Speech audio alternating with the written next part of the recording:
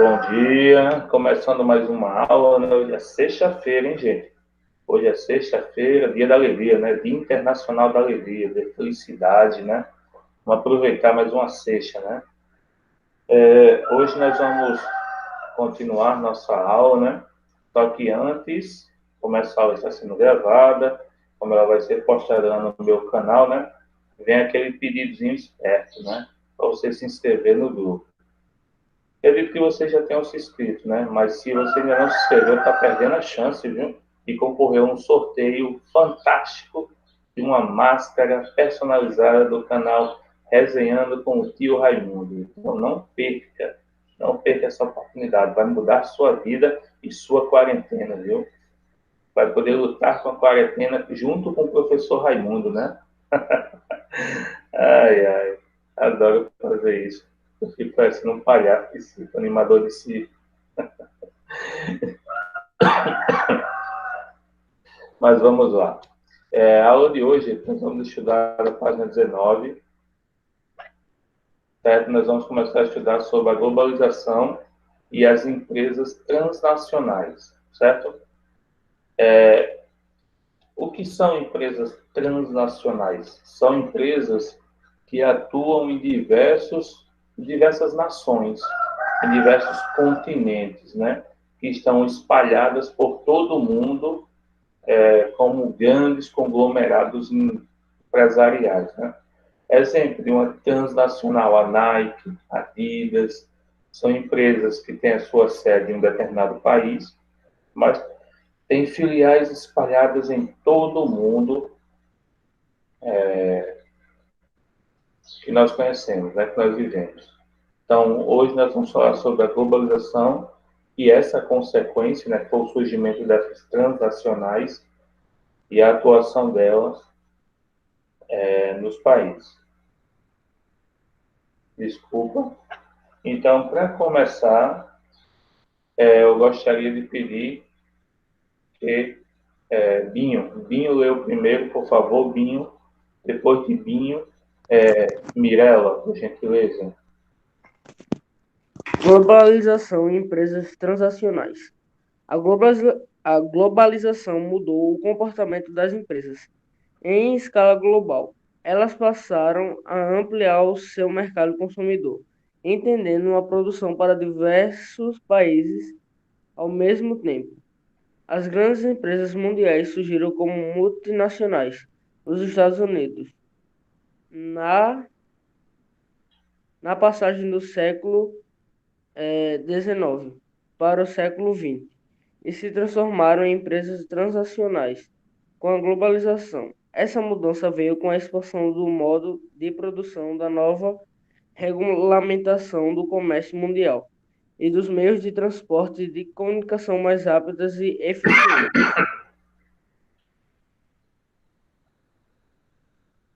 Mirella.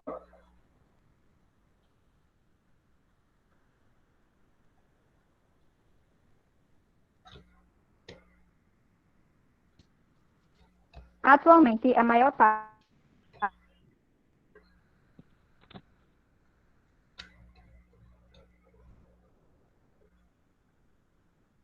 Mirella.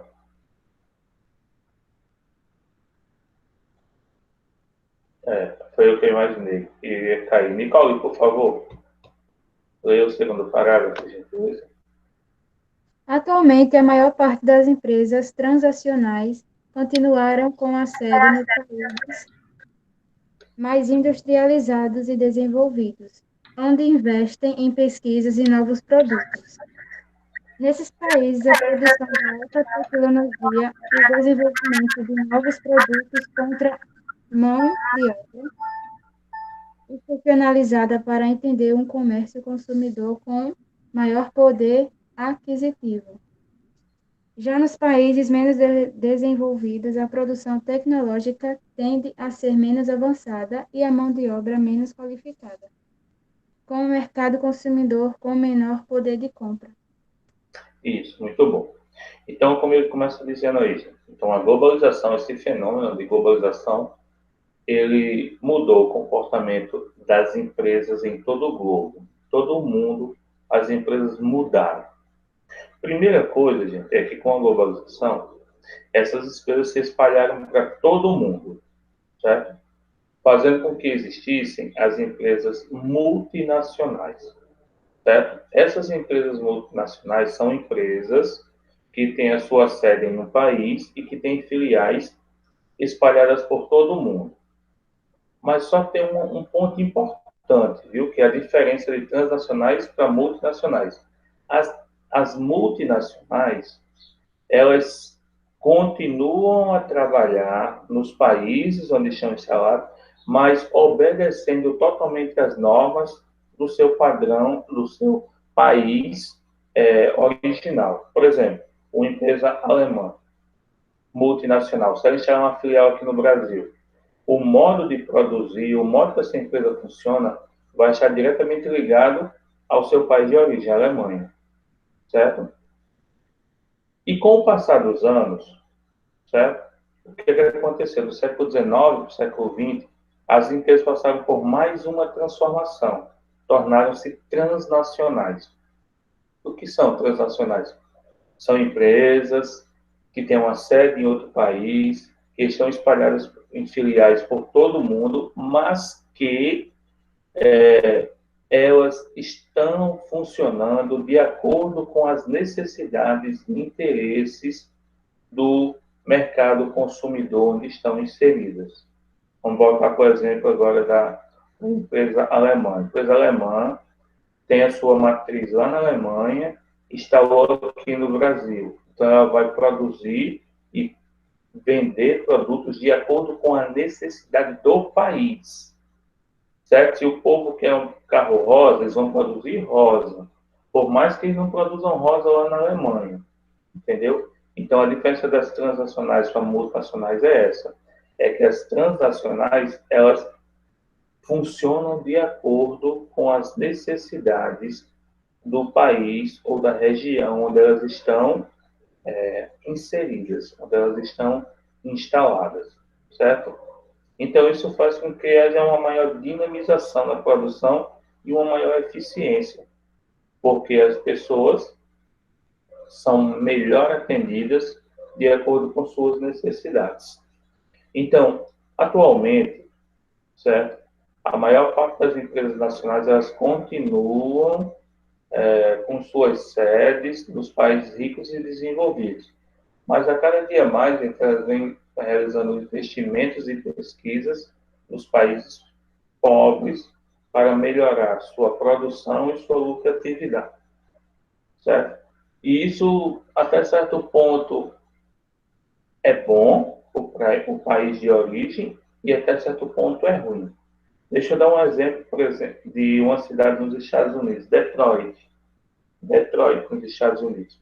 Detroit foi famosa nos anos 80, até os anos 80, porque era uma das cidades dos Estados Unidos, talvez a cidade que tivesse a maior quantidade de indústrias no país.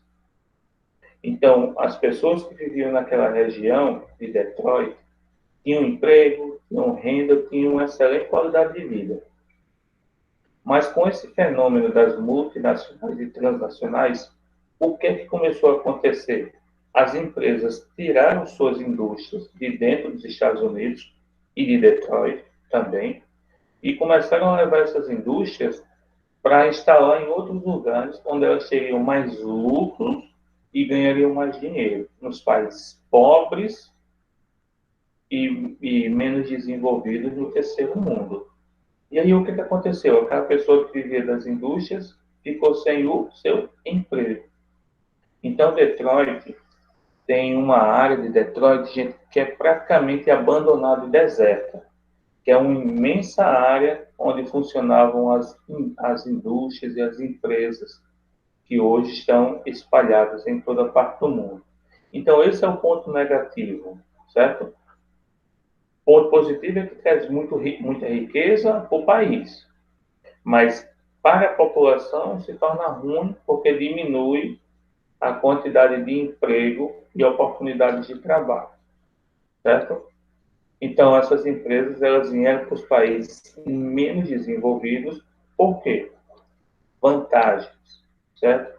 elas ganham o terreno para construção, elas ganham isenção fiscal, elas ficam sem pagar imposto por um período, elas vão poder também, de acordo com a legislação trabalhista, ter vantagens. Só um exemplo, para vocês entenderem. Lá no Japão ou lá na China, por que tem tantas indústrias na China? Porque, primeiro, os caras ganham uma mixaria, o salário lá é horrível, horrível. E a jornada de trabalho é muito maior. Lá nos Estados Unidos, as empresas têm que trabalhar 8 horas. Aí leva para a China e trabalha 12 horas. Lá nos Estados Unidos, o cara tem que pagar $4.000 para um funcionário na indústria. Lá na China, o cara paga $200 por mês. Então, vocês estão entendendo a diferença? Então, tudo isso gera lucro para a empresa. Então, por isso é que eles vêm para os mercados mais pobres, em busca de mais lucros, mais vantagens dessas empresas. Então, vamos observar o gráfico aqui a seguir, o esquema, porque ele vai comparar o desenvolvimento, o nível de desenvolvimento tecnológico nos países desenvolvidos e nos países subdesenvolvidos, certo? Então, tem aí, desenvolvimento tecnológico nos países desenvolvidos e subdesenvolvidos. Primeiro quadro à esquerda de vocês tem os países subdesenvolvidos. Então, primeiro é o nível tecnológico reduzido. Esse é o primeiro ponto, certo? Então, nos países desenvolvidos, a tecnologia é mais limitada, é menos desenvolvida. Segundo, a exportação dos produtos é menos valorizada, certo? Terceiro, menor captação de recursos financeiros.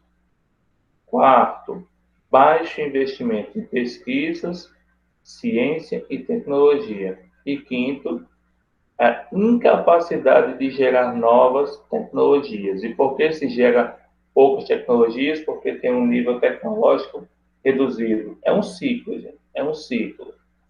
Já nos países desenvolvidos é diferente.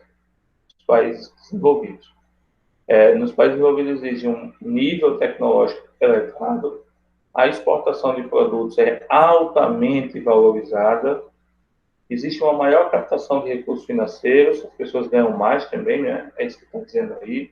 Existe grande pesquisa e desenvolvimento de produtos também e desenvolvimento de novas tecnologias. Então, se tem desenvolvimento de novas tecnologias, continua tendo um nível técnico elevado, é um ciclo. Só que é um ciclo positivo, né? Que produz riqueza para o país.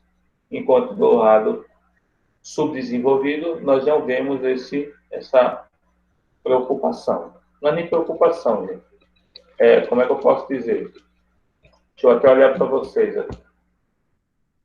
Não é nem preocupação. O problema é o seguinte: imaginem que você é o futuro do Brasil. E os alunos hoje são o futuro do Brasil. Isso é verdade. Daqui a 40 anos, 30 anos, tudo vai estar na mão de vocês. Vocês vão estar trabalhando, vocês que vão estar à frente do Brasil, economicamente falando. Mas eu pergunto a vocês, e se vocês não tiverem estudado, qual vai ser a profissão de vocês? Será que sem estudar alguém vai conseguir se tornar engenheiro, médico, advogado? Não, né? De forma alguma. Então, é isso que o gráfico mostra, que nos países subdesenvolvidos, por exemplo, as pessoas não se tornam pesquisadoras, as pessoas não se tornam engenheiros, as pessoas ficam satisfeitas em ganhar um salário mínimo, poder comprar um telefonezinho e ter sua internet. Isso, até gari tem que ter o ensino médio, exatamente, tem que passar em concurso, viu? Para entrar na urbana para ser gari. Até gari tem que ser letrado agora, viu? Inteligente. Antigamente você via os gari todo banguelo e feio. Agora você vê os gari branco e de óculos intelectualizados, né? Então até isso mudou, bem observado. Viu? Bom, gente, então voltando à leitura. Eu gostaria de pedir que Messias E Ana Clara, eles são os dois próximos após o quadro de comentários. Para atrair empresas, os países menos desenvolvidos oferecem uma série de benefícios e incentivos, como isenção parcial ou total de imposto. Essa prática gera investimento estrangeiro, amplia o mercado de trabalho e as exportações. Por outro lado, as transacionais acabam interferindo na política interna de países em que atuam ao negociarem apenas com o objetivo de gerar lucros e não benefícios sociais.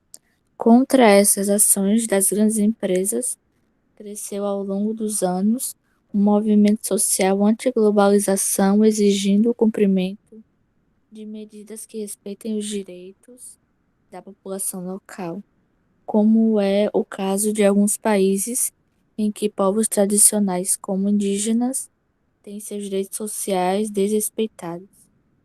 Isso, né? Então, como eu falei, né? O que atrai essas empresas? Esses incentivos, né? Os benefícios que são oferecidos, isenção de impostos, etc. Mas tem um ponto positivo e tem um ponto negativo. Essas indústrias, essas empresas vindo para um país pobre. Ponto positivo, vai vir instalar-se na nossa região, vai gerar muitos empregos, certo? E isso é bom para o povo, porque o povo vai trabalhar, o povo vai ter renda, se o povo tem dinheiro, pode comprar as coisas no comércio, pode pagar suas contas, isso é o ponto positivo. Mas o ponto negativo, qual seria? É que essas empresas, elas não estão nem aí, estão se lixando para os problemas da região. Elas só estão preocupadas em uma coisa, funcionar de uma maneira que dê lucros para elas. E para isso, gente, ela faz muitas coisas que prejudicam o lugar, como, por exemplo, poluir. Nós sabemos que muitas indústrias poluem rios e etc. Elas não estão preocupadas também em valorizar tradições regionais. Elas não estão preocupadas, pelo contrário, elas conseguem, com seu grande poder aquisitivo, comprar políticos que consigam fazer projetos de leis que favoreçam essas indústrias. Como assim, gente? Tem muitas indústrias que estão instaladas na região da floresta amazônica e conseguem que políticos assinem lei que beneficiam ela, que elas possam desmatar tal área para aumentar a sua produção. Então, a gente sabe que acontece isso. Então, isso gerou em muitos países um movimento social feito pela sociedade de antiglobalização. Já que essas empresas vêm aqui só para destruir, tirar vantagem e pagar salários pequenos, não queremos essas empresas aqui. É um movimento pequeno. É um movimento pequeno, porque no Brasil, gente, o que vale mesmo é o conforto do indivíduo. Certo? Você está aí, está tudo bem, está em casa, no isolamento, assistindo aula, frequentando aula, mas agora quer ver uma coisa?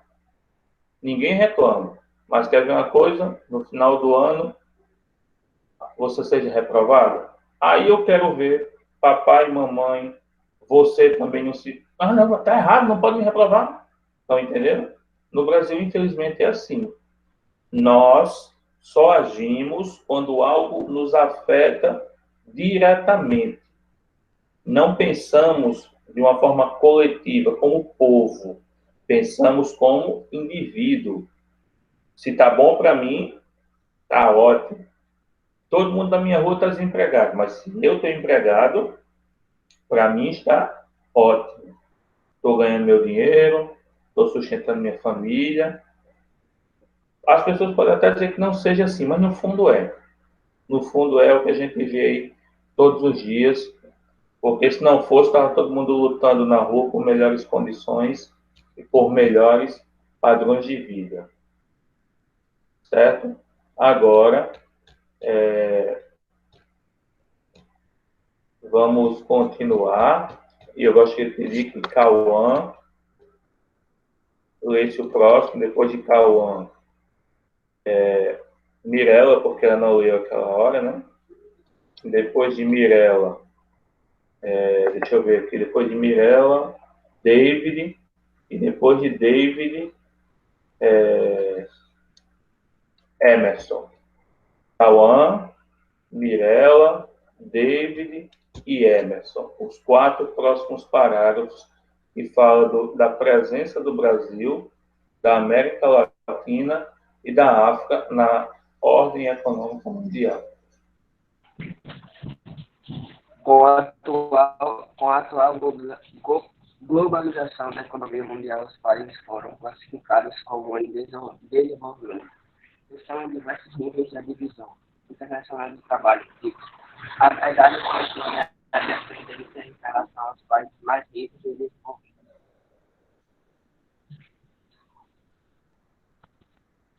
A Divisão Internacional do Trabalho é o nome dado para a divisão produtiva dos países e das regiões em âmbito internacional. Esse índice direciona as trocas comerciais entre os países desenvolvidos e em desenvolvimento, no qual cada país fica encarregado de produzir certos produtos ou partes deles. Contudo, em geral, os países mais desenvolvidos exportam tecnologia e os menos desenvolvidos as matérias-primas. Nessa divisão internacional do trabalho atual, o Brasil caracteriza-se como um país de industrialização tardia, independente e grande exportador de matéria-prima agrícola e mineral. As indústrias brasileiras produzem mercadorias com menor valor agregado e de tecnologia intermediária. Na América Latina, países como México e Argentina também apresentam características semelhantes às do Brasil no comércio internacional. Outros países da América Latina, os países do destino da América Central e praticamente todos os países africanos, exceto a África do Sul, apresentam indústrias incipientes, além do predomínio de matéria-prima agrícola e mineral, na pauta de exportação e a grande dependência de importação de produtos industrializados. Certo, obrigado, meninos e Mirella, certo, pela leitura. Gente, agora nesse ponto aqui a gente vai falar da DIT, que é uma sigla que fala da Divisão Internacional do Trabalho. O que é a Divisão Internacional do Trabalho? É uma, como é que eu posso dizer? É uma divisão. É uma forma de olhar e analisar como está dividido, né, o trabalho no mundo. De uma forma geral, nós podemos entender que a divisão funciona assim, que os países ricos são desenvolvidos e são fornecedores e produtores de novas tecnologias. E os países pobres, eles são produtores de gêneros agrícolas ou de primeira necessidade.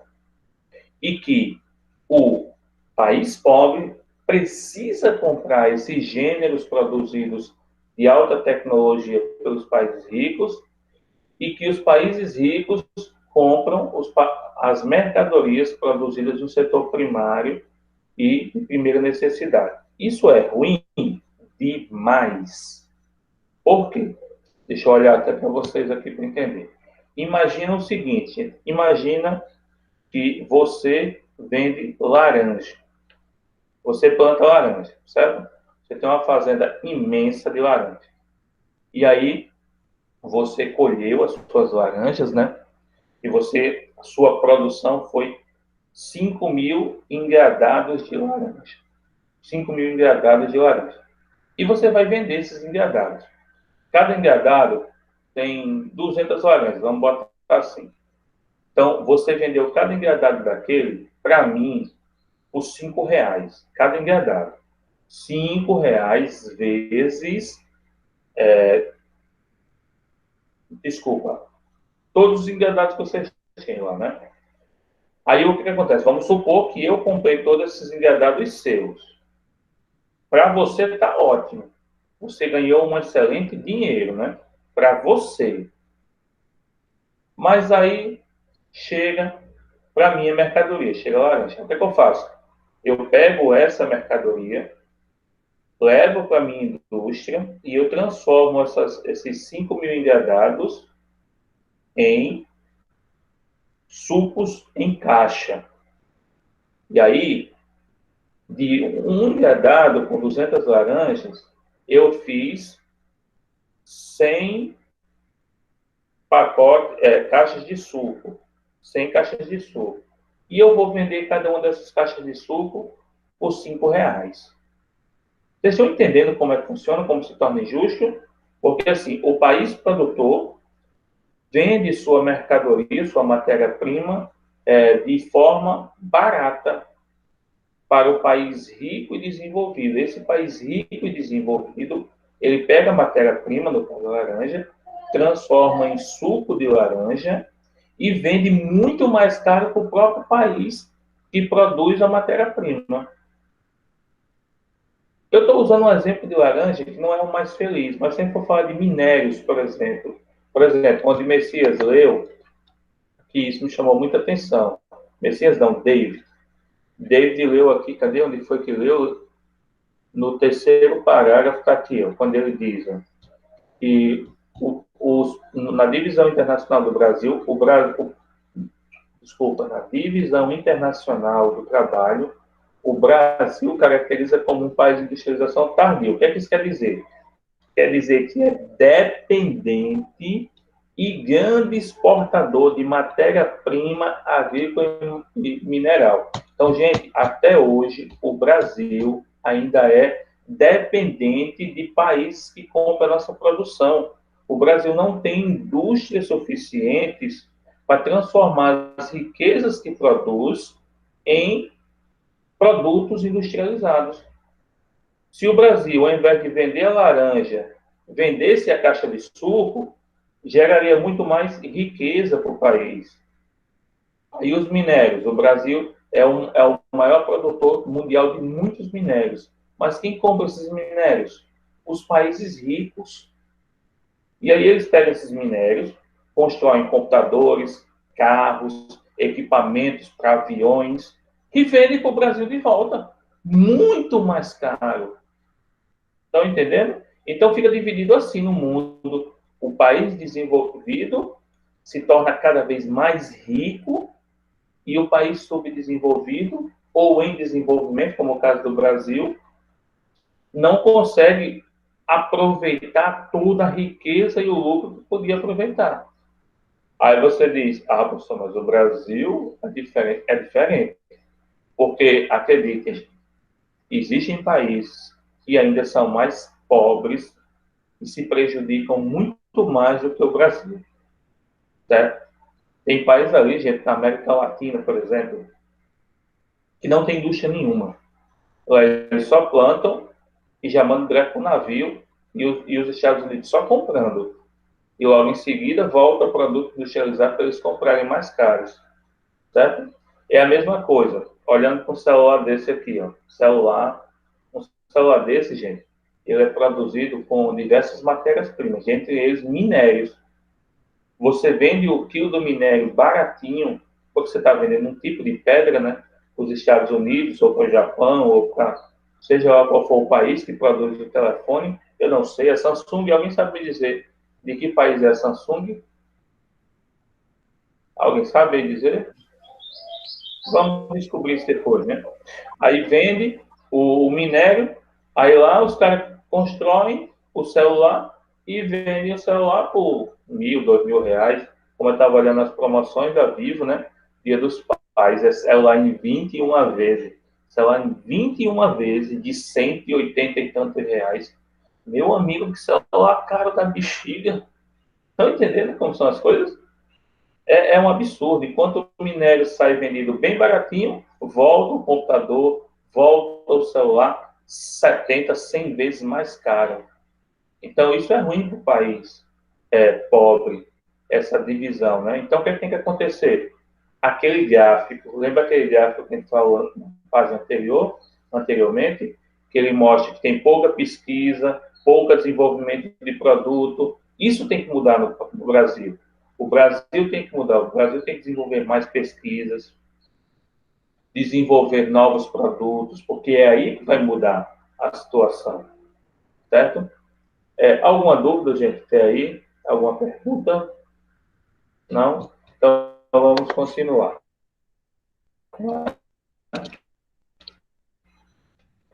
Agora eu gostaria que Binho e Enzo. Enzo está aí ainda? Enzo e Binho, por favor. Leia os dois próximos aí, por gentileza. Na nova ordem econômica mundial, o Brasil ocupa um lugar de destaque entre os países em desenvolvimento. O país foi considerado uma das futuras potências para o ano de 2050 pelo economista britânico Jim O'Neill, membro do grupo financeiro Goldman Sachs. Em 2001, essas potências foram denominadas BRIC, econômico agrônimo de Brasil, Rússia, Índia e China. Caracterizados como países de intenso desenvolvimento econômico, grande extensão territorial, mercado consumidor numeroso e de grandes riquezas naturais, esse grupo constituiu-se em um bloco econômico em 2009. 2 anos mais tarde, a África do Sul foi integrada ao bloco, constituindo o BRICS. Certo. Então, o que acontece? Então, atualmente, gente, existem 5 países, certo? Que estão tendo um grande desenvolvimento. Desses 5, hoje, né, o Brasil está um pouco mais atrás deles, porque o Brasil, nos últimos 10 anos, viveu uma recessão muito grande, certo? Não teve queda, mas também não teve crescimento, certo? Que são os BRICS, certo? Os BRICS é um acrônimo, é um nome que se dá para esses 5 países: Brasil, Rússia, Índia, China e África do Sul. Esses países, gente, são aqueles que mais se desenvolvem no cenário atual, certo? E, segundo os economistas, né, nos anos 2050 em diante, esses serão os países que serão considerados grandes potências econômicas no futuro. Mas o problema é que, até lá, o Brasil precisa resolver muitos problemas que a gente sabe que existem. Se a gente fosse falar aqui, eu gostaria que cada um de vocês me dissesse um problema que você sabe que existe no Brasil que precisa ser resolvido. Certo? Eu queria começar. Messias, diga aí um problema no Brasil que precisa ser resolvido. Os buracos? Tampar os buracos aí? Tem muito.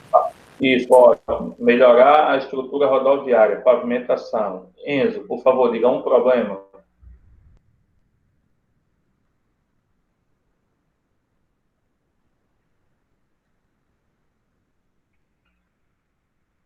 Sabe sim, amor. Diga um problema que você. A gente vê problemas o tempo todo, é só dizer um. Então vai pensando aí. Nicole, diga um problema aí que precisa ser melhorado. A educação, né? Educação, muito bem. Pavimentação, educação de qualidade. Binho, diga aí um.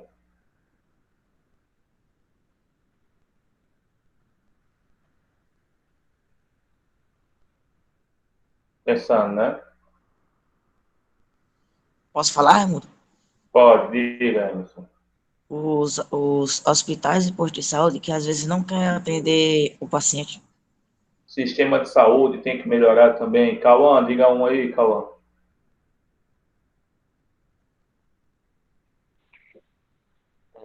Roubalheira dos políticos. A corrupção, exatamente, a corrupção. Isso é outro empecilho no nosso país. Quanto dinheiro não é desperdiçado porque está sendo investido, né, com a corrupção? Mirela, diga um aí.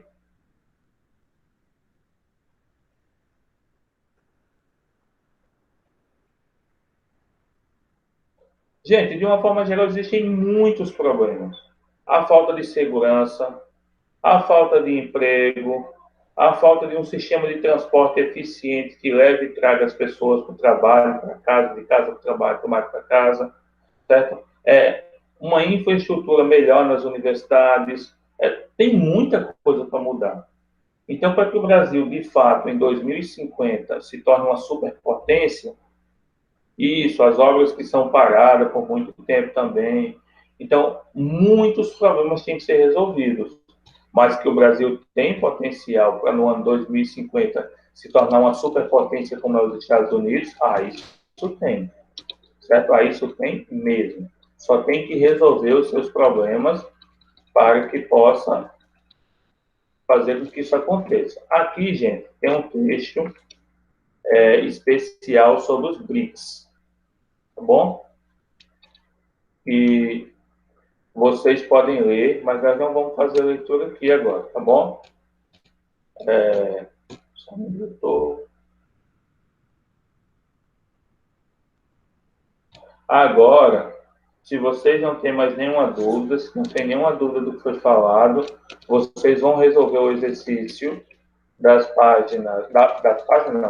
página 22. E dessa vez, gente, a gente vai fazer o exercício de link aberto. Vamos fazer um teste, certo? Eu estou aqui com vocês resolvem o exercício aqui na sala mesmo, certo?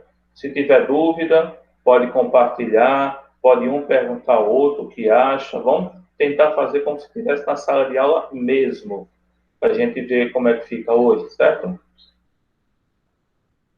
Então, podem começar a resolver o exercício e qualquer coisa eu estou aqui, viu? Eu vou só botar meu celular para carregar.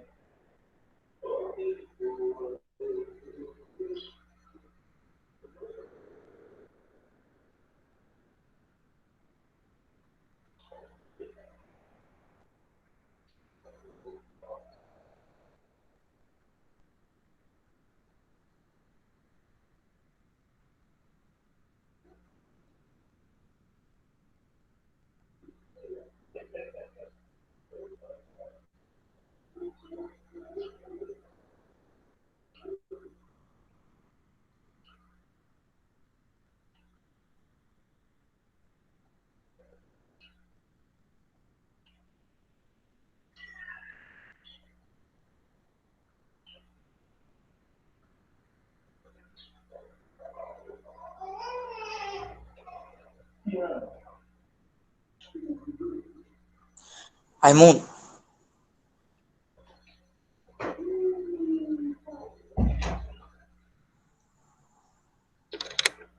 Voltei já, viu, gente? Estou aqui. o Raimundo, a 13 é para eu apontar uma diferença entre a multinacional e a transnacional, né? Quer ver?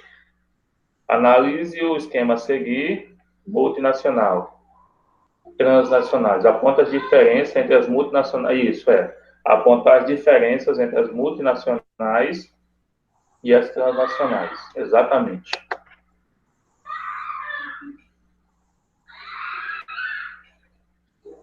Gente, eu vou encerrar a gravação aqui, certo? Para poder colocar o mais rapidamente possível no grupo para ficar disponível, tá bom? Mas vamos continuar. Vou só encerrar a gravação aqui.